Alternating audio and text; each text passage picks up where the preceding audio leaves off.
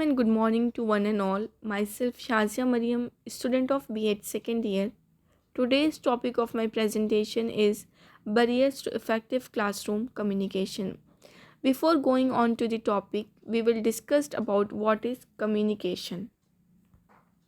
Communication is a two-way process which involves transferring of information or message from one person group to another.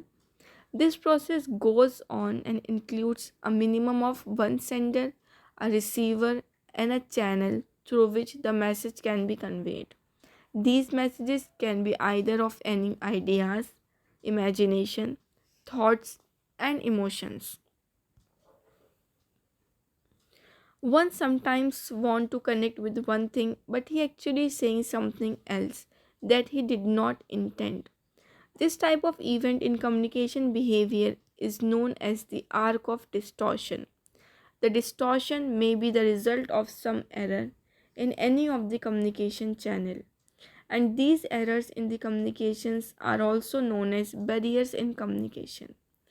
There are lots of barriers which hinders the effective communication in the classroom, such as speech and language difficulties.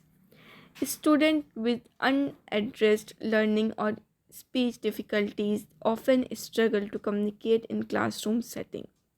Some might have trouble in comprehending lessons and organizing their thoughts, and others might rely on hand gestures rather than words. The next is personality differences. Communication problems stem from personality differences between student and teacher.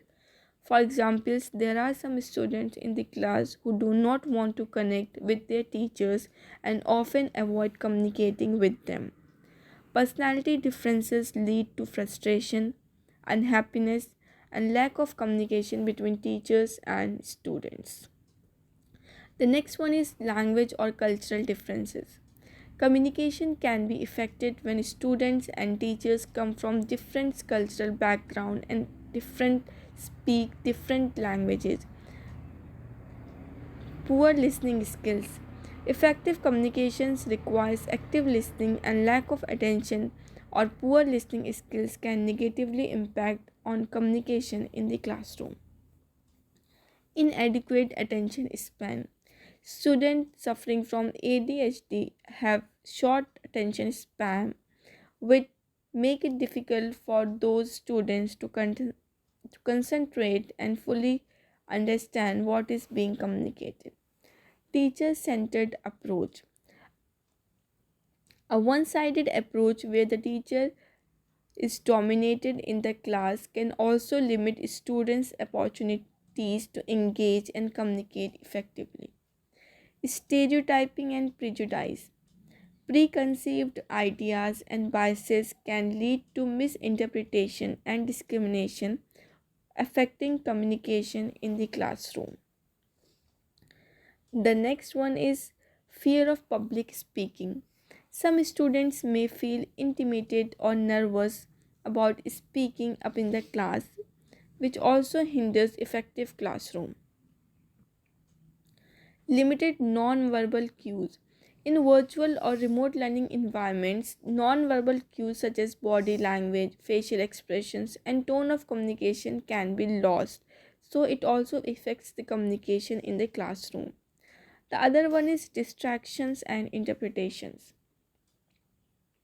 Distractions and interruptions can disrupt the flow of communication and make it difficult for students and teachers to focus. The other one is inadequate preparation or planning. Poor preparation or planning can lead to confusion and miscommunication and make it difficulty for students to understand what is being taught in the class. The other is physical discomfort. Students may feel discomfort due to insufficient necessary internal or external equipment in the classroom, like fan, light, air, etc. For these reasons, they may lose their interest to hear the lecture of their teachers.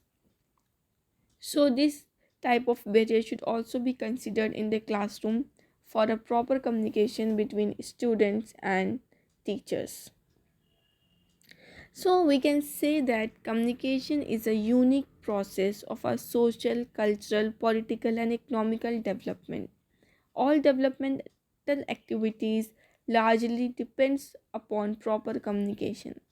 Classroom learning also becomes effectively with proper communication between the students and teachers.